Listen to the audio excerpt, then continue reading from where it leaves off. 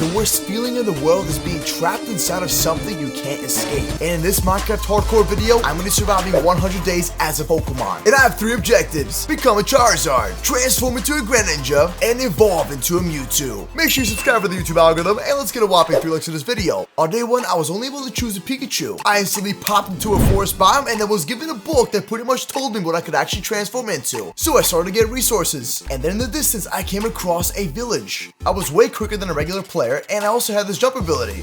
I was able to hop a few blocks with no problem at all. And of course, I was very agile like a Pikachu. On day 2 and 3, I had to become an outlaw Pokemon. I had no rules to follow at all. So I went looking for a village where I could raid them and take their items. I saw a few villagers in the distance, and I tried my best to avoid them. Who would suspect a regular Pikachu just stealing items? After finally getting out of a Pokeball, the first thing I wanted to do was steal things.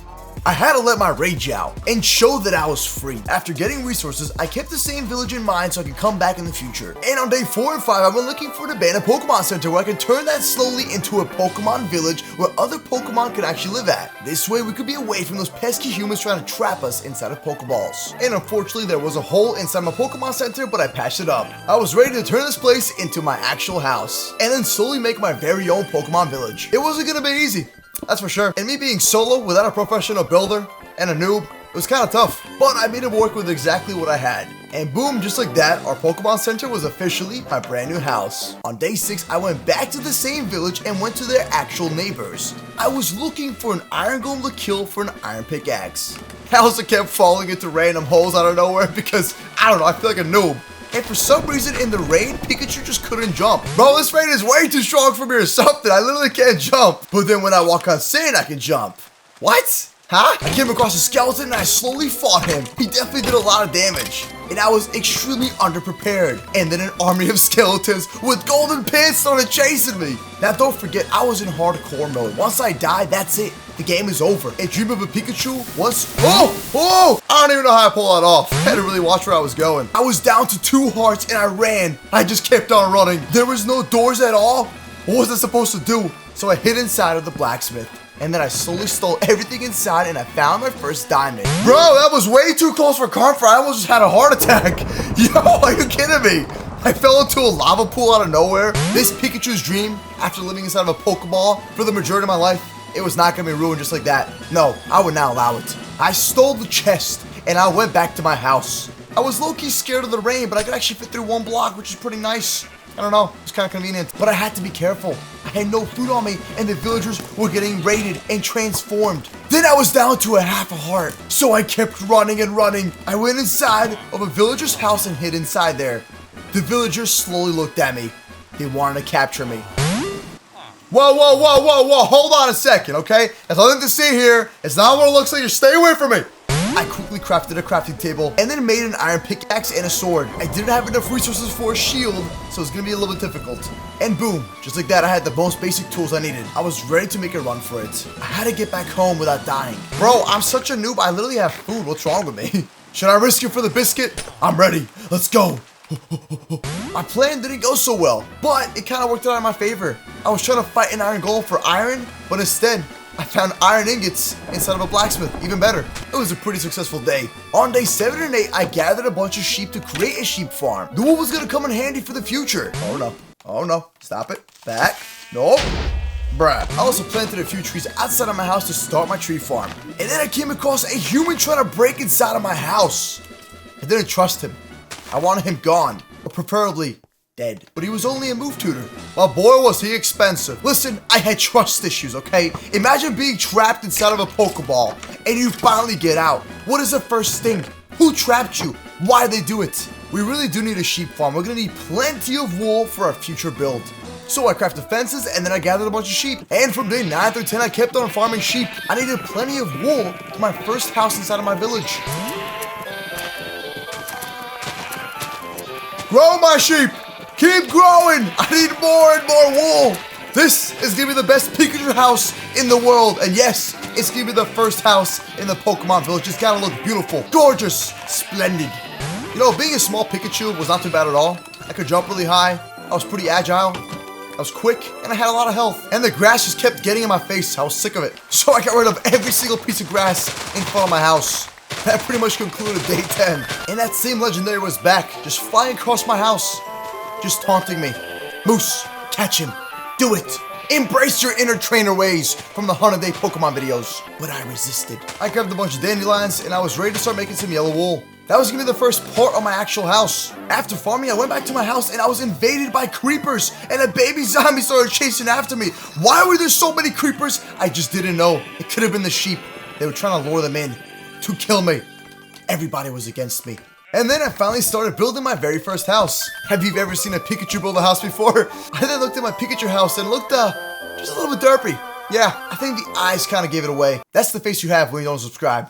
You just miss all my videos. Look at you. And then I realized the nose was not perfect at all.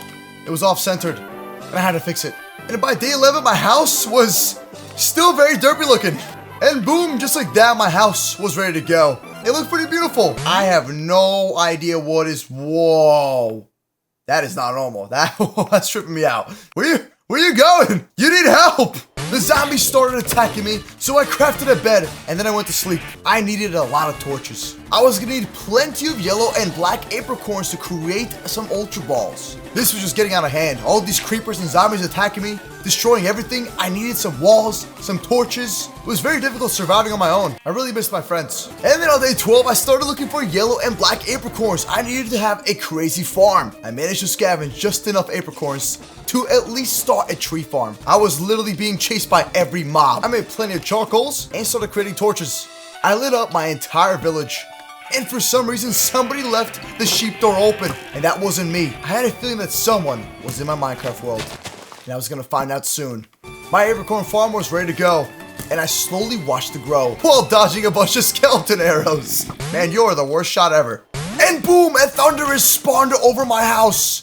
He was back once again watching over me. What did he want? Bro, can you please just stop, okay? Listen, I know I have to catch you. I really want to, but I can't. And on day 13 and 14, I needed a bunch of aluminum. So I put on my glasses and I started grinding. I had the apricorns. I was ready. Now I needed stacks and stacks of ores. So much that I couldn't even carry anymore. There was plenty of iron ores and different ores all around me. I mined everything I could take. And the one big advantage of being a Pikachu was the amount of health I had. Over 20 hearts. That's a lot. And finally, I found some aluminum ores. And with this bauxite ore, I was able to smelt it into actual aluminum ingots. That same bunny was back. It's like it was following me. And so I started smelting all of my ores and I had plenty of aluminum ingots being made. On day 15, I crafted an anvil and a hammer and I started making a bunch of ultra balls. I had to satisfy my hunger of catching legendaries. I just couldn't resist anymore. And out of nowhere, a legendary Melton spawned. Oh, a Melton just spawned. Wow, that is super lucky. Wow, a Melton. I think he's ready to join the Pokemon village. I quickly crafted an Ultra Ball and I caught him. He was gonna be the first member of my Pokemon village. It was definitely very difficult to catch, but eventually we finally got him.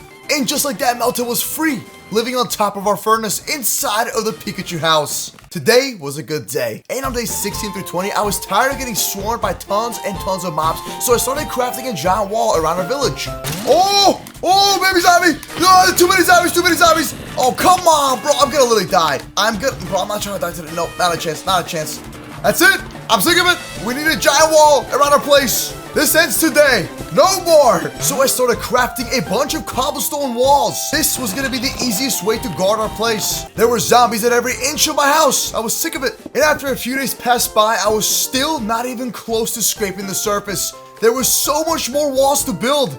This is all I had so far. That's it. Not even a quarter of the house. I then realized that I was spending way too long building the defense of my village. So I created a basic layout and then I could slowly add on over time. The skeletons and the zombies couldn't even get past the actual one cobblestone wall. So technically I was fine and protected. As you can see, the zombies had no way of getting inside and the skeletons couldn't even hit me. My defense was working. Another successful day. On day 21, it was time to evolve into a new Pokemon. I needed 5 charges and a Flame Plus Infinity Bow that required a lot of XP, obsidian, and a lot of resources, so I started the grind.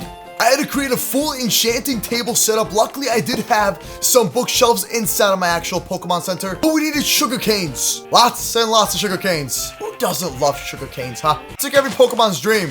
Or maybe not. Maybe Pikachu's. I don't know. I crafted an iron shovel, then I got 2 iron buckets and created an infinite water source, and I was ready to start farming. And then I chose a spot a little bit in the corner of my actual village to start making my farm. So I was getting pretty tired, so I decided to craft a bed and then just go to sleep and save the rest for tomorrow. And of course, I needed a king bed. Boom. And from day 22 to 25, I felt refreshed. I was ready to start my sugarcane farm, my cow farm, and all the other farms I had to do. I was literally becoming a Pokemon farmer. And in the morning, I found a Meowth that was ready to join our Pokemon village. He looks pretty happy. And of course, I couldn't find any sugar canes anywhere. Ridiculous. You would really think there would be at least 1 sugar cane next to my house, but no, nothing at all. And boom, I had my cow farm ready to go. All I needed now was the actual cows. My sugar cane farm was also ready to go. It kept on growing. And then in the distance, I spotted a bunch of cows. They were ready to join the moose village. Come on, boys, follow me. Let's go. All the cows, follow me.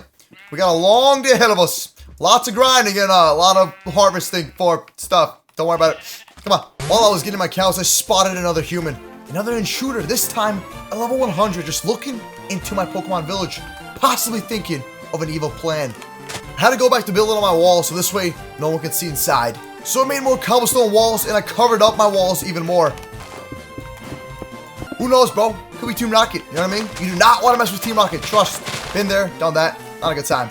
Much better, perfect. I then had a genius idea of dyeing my sheep a different color.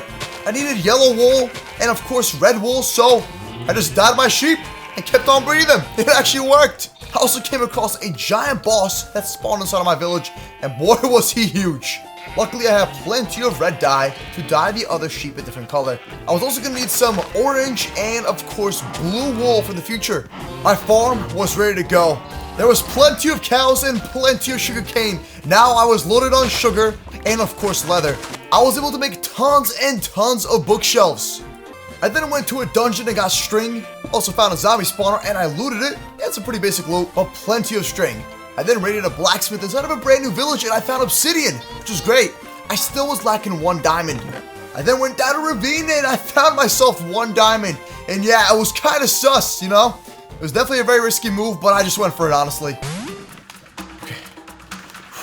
I'm gonna just do it. I'm just gonna send it. Oh! Okay. Okay. All right, that was a close one. Oh, yes, perfect. 1 diamond, 2 diamond, 3 diamond, 4 diamonds, 5. Oh, oh no. Oh, I almost died just like that. Ta-da! I even started farming XP. And then I finally crafted myself a full-out enchanting table.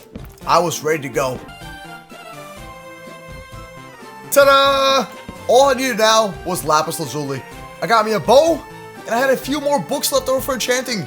And boom, my first enchant was infinity. I got super lucky. Next one was very unlucky. And by day 25, I created an anvil, and I was ready to combine everything to get myself a Charizard. It was time for me to evolve. Well, not really evolve, but transform. And just like that, I combined my infinity bow with my power 3 on breaking and flame 1, and I created the ultimate bow. Too bad it was gonna go to waste. I then invaded some Camrups. I was ready to fight them, and they kept trying to battle me, but I only wanted them for their blaze powders. This was survival of the fittest. I was ready to go. And just like that, I had the fire charges, and of course, my infinity bow.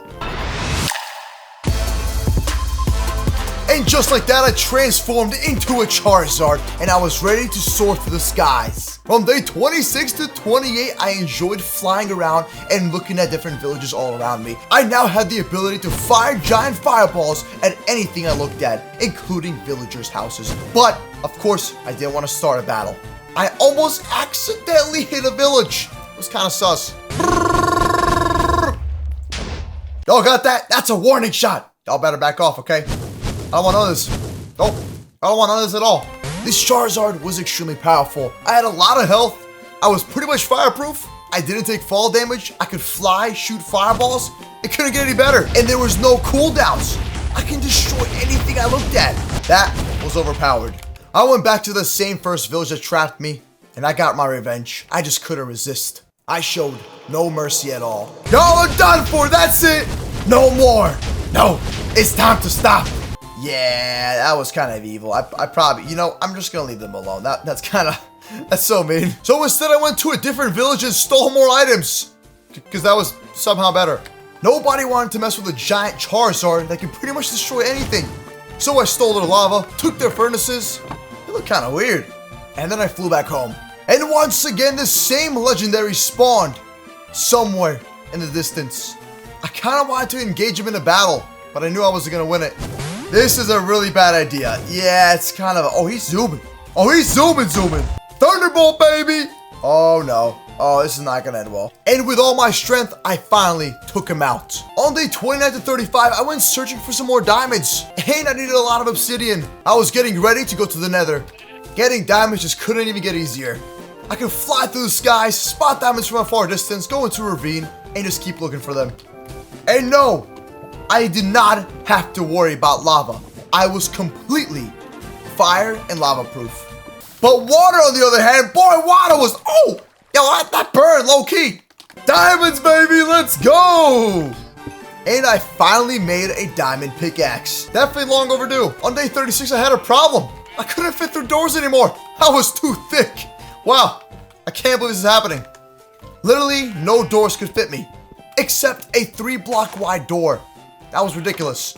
I could hear the screams of the fans from them freaking out that it was unproportionate. Awful. So I crafted my nether portal and I was ready to travel to the nether. This is my lucky day. Oh man. And of course, the flint and steel part. Oh! Oh, that was a mess. Oops. To the nether! On day 37 to 40, I started farming a lot of blazes. I explored other fortresses. I got nether warts and soul sand. I killed a bunch of piglins. Fireballed a bunch of wither skeletons. I even took one hostage and trapped him in a cage. This shall be my nether cage. I will be keeping a hostage in here, especially a piglin. Yes, since they're part human technically, or something like that. I don't know. Oh, it's working. It's working. Wait for it. Wait for it. Come on. And... Got him! Perfect! No more with you. No more. Do not mess with the Charizard. Trust me. You don't want to do that at all. It's not a good idea. Yes, I did take him hostage. His name was Bob. Bob the Zombie Pigman. Nether was absolutely beautiful, and I felt like I really fit in here. A giant Charizard soaring through the skies, firing fireballs. So many fireballs. I'm fireproof. Y'all can't do nothing. I even started a blaze farm. And boy, did those zombie pigmen do damage.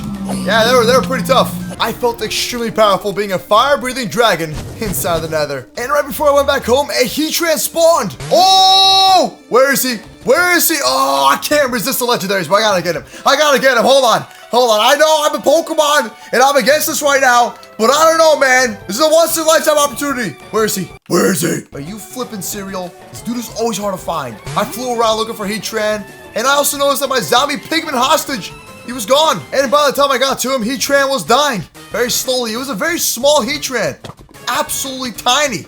Like I could step on him. I tried Ultra Balling him, but no luck. I was running extremely low, and then out of nowhere, he disappeared. No! On day 41, I had to make a Jump Boost 2 potion. So, I went looking for some rabbit's foot. I need a rabbit. This shouldn't be that difficult, right? Oh, look at that. Oh, you dodging, huh? Where you going? Where you going? I fireballed every single rabbit that I saw. And on day 42, I went searching for a desert temple. I needed to get the TNT inside just in case. I know, kind of sus. Now, no, I did not have any secret plan to destroy villagers with TNT. That's not what I was doing that for. Oh, perfect. Diamonds, let's go. Got a total of 4 diamonds. That was a really, really lucky find. On day 43, I flew to the swamp biome. It was disgusting over there. But I got a bunch of lily pads. To become a Greninja, I had to combine a lily pad with a Jump Boost 2 potion. So a swamp biome was definitely crucial. Oh, watch this. Fireballs! Let's go! Give me all the pets. This is kind of sus. Can't touch the water. Oh. Ow. Nope, no thank you. On day 44 to 45, I crafted a brewing stand. And then I made a Jump Boost potion, and then after I made a Jump Boost 2 potion. And before evolving into the Greninja, I was ready to build the Charizard house. Boom, baby, let's go. If I remember correctly, a potion of leaping rabbit's foot and an awkward potion. And from day 46 to 49, it was a big day for me. I built my Charizard house and it came out beautiful. I had to match my Pikachu, and we even put a Pikachu statue right in front of my Pikachu house so we never forgot that he was the OG. So I started building my Charizard house right across the same Pikachu house. And I started shearing all my sheep and getting orange dye. First I started building the neck of the Charizard, and then after the mouth. It was honestly a super easy build and a very small house. Just enough for Charizard to go inside. The only way to go inside the house was through the mouth. Wow. Well, the Charizard was definitely looking very interesting. It was it looks a little thin, you know what I mean? Like, it was kind of like an exact replica, right? Totally, 100%. Boom, double beds. This will be the secret storage. Perfect. It was officially finished. Yes, we had a bed, a secret storage room, furnaces, everything you needed, and yes, it was super lit up, so the Charizard house was officially done. And on day 50, I finally combined my Jump Boost potion with a lily pad in order to become a Greninja. Yeet! Boom! I transformed into a Greninja. Beautiful. I was pretty much a super quick ninja. Lower health, of course, but more agile and quicker. I can run extremely quickly, and I did feel like a ninja. I also had a crazy jump boost ability. And of course, water breathing. From day 51 through 55 was an extremely important day for me. This meant that I can actually breathe underwater, so pretty much I could just get as many fossils as I wanted. All I had to do was go to the ocean biome, go underwater, and just find them. That's it. Simple as that. And with my swim ability, I was able to swim faster than before. And finding fossils was extremely important. It meant something really special. You'll find out soon. The only thing that was unfortunate was the mining process. It still was like really slow. So I ended up making doors. I know. Yeah, who would have thought? I came back home with over 8 different fossils. I was ready to start crafting a fossil machine. And from day 56 through 60, it was time to grind once again. We had to make a bunch of fossil machines. This requires 6 glass panes, 3 water buckets, 4 redstone, 1 obsidian, and 11 aluminum plates. It wasn't that bad at all. And of course, Charizard was looking absolutely beautiful in front of the Charizard house. But the worst part was I couldn't fit through doors. Yes, can you believe it? I needed all 3 spaces of the doors to go inside of a house now. Everything was inconvenient. So I grabbed myself the water buckets, got all my redstone, created some glass panes, and got the aluminum plates that I needed. To make a fossil machine, I had to actually make the fossil machine tank. And after a fossil machine display, I went mining for redstone, then I made the top and the bottom. And I combined it all to craft myself an actual fossil machine. Ta-da! But then I needed a fossil cleaner. So I made a couple of those. And I was ready to start reviving fossils so they can join the Pokemon village. What this meant is technically we were not capturing Pokemon. We were actually reviving fossils from the dead in order to add them to the village. And that meant more members to the Pokemon village. We turned our entire Pokemon Center into a fossil cleaning machine experience. Broom thing. Yeah. Boom, boom, and boom, baby. Look at that. Luckily, we still had a little bit of Ultra Balls left over. Day 61 and 65 became the search for the Mew. Yes, the legendary Mew found in the jungle biome. This was going to be a very hard task, but luckily I was extremely quick and it was easy to find the actual jungle biome. I soared through the plains as a ninja would, and then right away I found the actual jungle biome.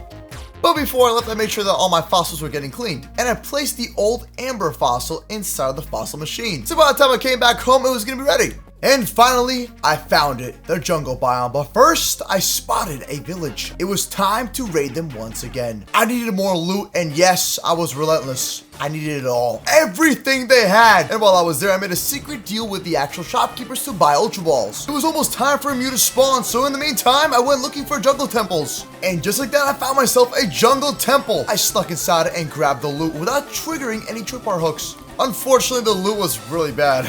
I mean, what you expect from a jungle temple biome? But I did take a bunch of the blocks so I could have them as souvenirs. Eventually, I wanted to decorate my entire village with all these random blocks that I found throughout the world. So I continued my hunt. Climbing trees, searching through the jungle, trying to find just a Mew. That's it. Simple enough, right? I was hopping from tree to tree like it was no problem at all. Oh, we found a Mew! Yes, it's about time. Okay, now the worst part is actually catching it. I mean, I have 46 tries, but this might work or this might not work. So I kept on throwing Ultra Balls and Ultra Balls and Ultra Balls until I could finally catch the Mew. Mew is going to be the next step of transforming into a brand new Pokemon. The ultimate legendary. Oh! Oh, what? Yo, that was my 5th try. That was literally my 5th try. Whoa! Wait, I think that was my 4th try, actually. That's crazy. No way. Well, that was legendary. And Mew finally joined the Pokemon village. From day 66 all the way to day 70, we started crafting a bunch of cloning machines. This is going to be a very expensive process. We needed a ton of obsidian, aluminum plates, glass panes, redstone, fossil machines, water, emeralds, and diamonds. No, gold, yes. And by the time we got back home, our fossils were ready to go. So we had an Aerodactyl over here, all right? And of course, we had a few more fossils to go as well. I placed down my final covered fossils and I started cleaning them up. And I put the rest of them inside of a chest. Just for decorations, I placed down 3 of these weird bricks over here with actual levers on top. So, I don't know, it's kind of complex. Got rid of the final pumpkin, and I added some mossy stone.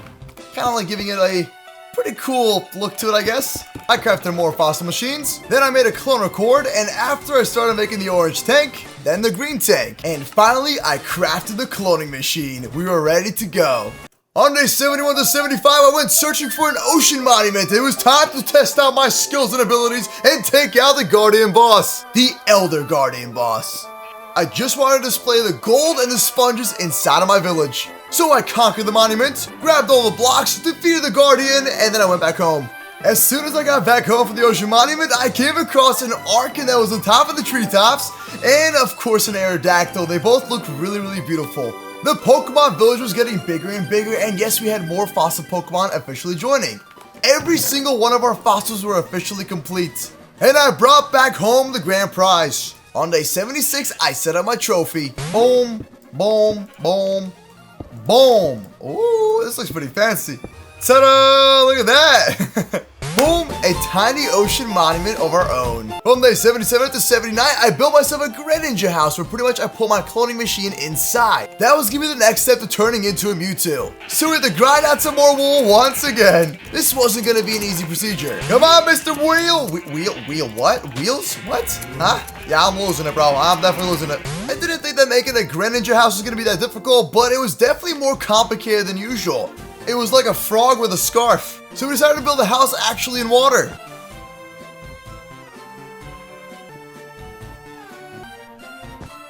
And the Greninja house was officially done. A 3D model version which looked pretty cool with some redstone blocks as the eyes, of course. And on the top it even had the same exact details. And of course, this was a shiny version. We placed down a few beds inside of the house, and of course we still have some room for the actual cloning machine. And on day 80, I placed out my cloning machine inside of the Greninja house, and then I put a Mew inside. I was ready to transform into a Mewtwo. Next, I needed 3 iron blocks and an Eye of Ender. That's exactly what the guide said. So I found a bunch of Endermen and grabbed Ender Pearls. After my Mew was placed, I grabbed 3 blocks of irons, put it all in there, and then I combined it with an Eye of Ender. And I transformed into a Mewtwo. I was extremely powerful with over 100 health. And every time I walked, I looked super epic, and of course, I could fly. And then on day 81, a legendary Keldeo spawned. I was ready to fight this dude. Yo, where is he? Oh, there he is. Okay, let me just test my abilities real quick. Yay! Oh, that's gotta hurt, bro. Oh, he straight up died. Oh, this is crazy. All right, that's just overpowered. Are you kidding me? That's how powerful Mewtwo is? That Keldeo doesn't stand a chance.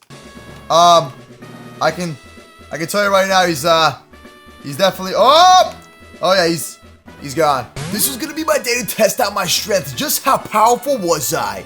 Not only did I have a lot of health, but I could also fly, shoot crazy dragon breaths. I didn't take any fall damage at all, and I was relatively quick. Everything I touched, I absolutely destroyed. Every single animal, mob, or whatever there was out there. This made me realize that I was too powerful. And while traveling in the Mesa biome, I found a crazy dungeon biome with a bunch of chests outside. And I started looting it for some really good stuff. We were extremely powerful.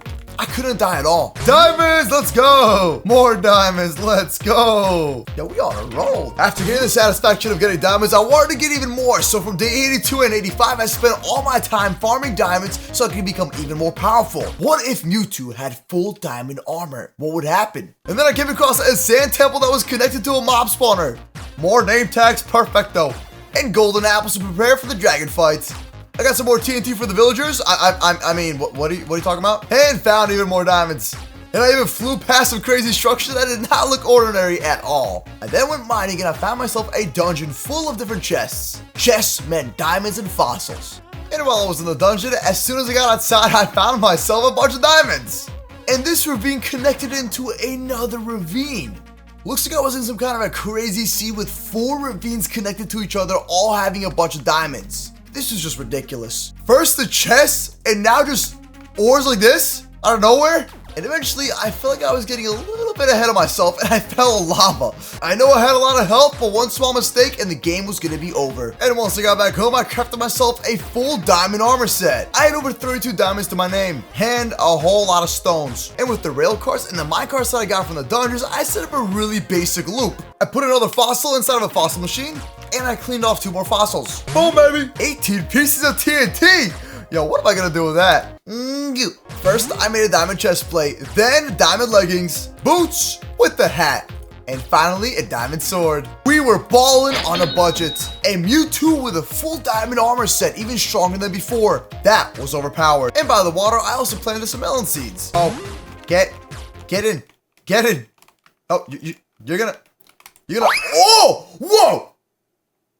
I then figured out that Mewtwo had a crazy knockback punch. That's ridiculous. Like, what? Yeah. If I could have enchanted diamond armor, I would be absolutely indestructible. So I quickly created a zombie XP farm, and so the grind began. And once I got back home, there was a Cranidos waiting outside of my house. And the Tyrant fossil Pokemon was also ready. So I added him to my team.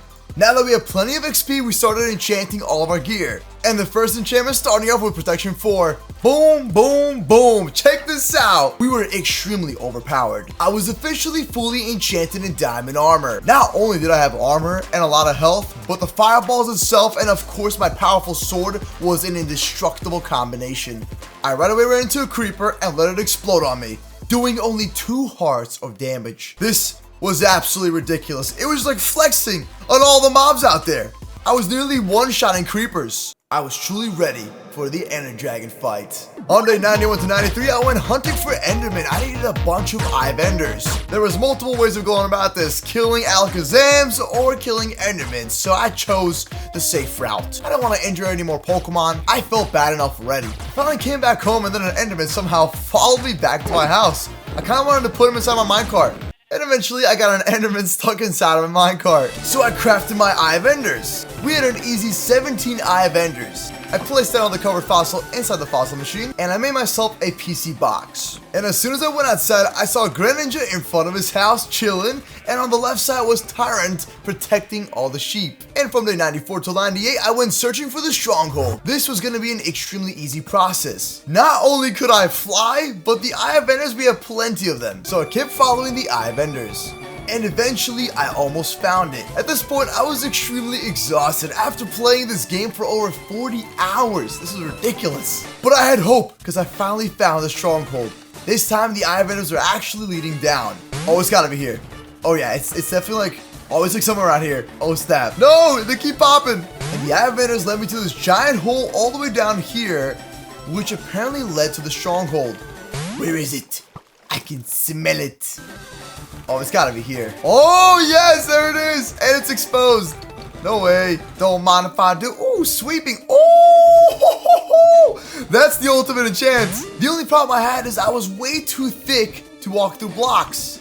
Unless I somehow walked sideways. I don't really know how that works. So I kept looting the entire stronghold, trying to get every single item in there. I even had a fleet of silverfish attacking me. And I finally found a looting 2 book. That was going to be extremely useful for the next 200 days we would survive. So I went downstairs looking for another library. Oh, a blue orb. That's pretty good. And I found even crazier enchants. And finally, I found the portal room. I was ready. I was so prepared for this fight. I placed down every single Ivender. I opened up my eyes that were literally bleeding. And I hopped inside the end. This dude had no idea what was about to happen to him. So I set a timer just how fast I could kill the Ender Dragon. Look at him over there, soaring through this entire place. This was just too easy. I destroyed every single end crystal in a matter of seconds. And just like that, every single one was officially blown up. Even the Endermen didn't like me. They absolutely hated me. Now, what better way to fight the dragon than just by simply flying around and smacking him? I gave this dude no mercy at all. Come on, land, bro. This is your chance to shine. Where you going? finally landed and I was swinging at his tail, wrecking this dude. And just like that, Mewtwo obliterated the entire dragon like it was no problem. I will say he was a little bit inconvenient with him pushing me back, but it still wasn't an issue. And as he finally landed, I was ready to finish him. Boom! It's all over. Let's go, baby. There was one common enemy left, and we all know who that was. I had to go back just to prove a point. And of course, I had to put on my brand new statue on my dragon egg. One Pokemon officially defeating Minecraft. Never ever done before on YouTube. We're the first to ever do it. Ta-da! On day 99, I took the dragon egg back to my house. I placed it inside of a custom statue. The dragon egg shall officially go right here. This is it. This will be the dragon statue. We need a fancy block. What are we gonna go for? And when I did get back home, I actually recruited a brand new Pokemon to be a part of the Pokemon Village. His name was Tortuga. This is the moment we've all been waiting for. It's official. Boom, boom. But wait, we're not done just yet. I finally went to my dragon egg and I placed down a sign. Pokemon 1, humans 0. June 4th, 2021 at exactly 11 a.m. This was official. But what this meant is I was declaring war on every single human and villagers in Minecraft. By me putting a flag on top of the dragon egg, this was a sign that we were in a battle. With all the power that I had now, I had to show it off to all the villagers and show them that all the mistreating they've done to us, it was time for revenge. So I crafted my battle flag. This flag was a sign of war somehow. As long as this flag was standing, that's it. We were not gonna back down. I officially declared a battle against every single villager. And on day 100, the battle began. I placed down TNT all over the original village that was causing me harm. On every single one of their buildings, I completely destroyed it. There was nothing left. We were dropping dragon breaths left and right, taking out every single person living there. After the way they treated us, this was the only way. Now, being a clone Pokemon, there was nothing else we could do. The hatred just kept on building up. I kept on dropping TNT, and eventually, the entire village was wiped out.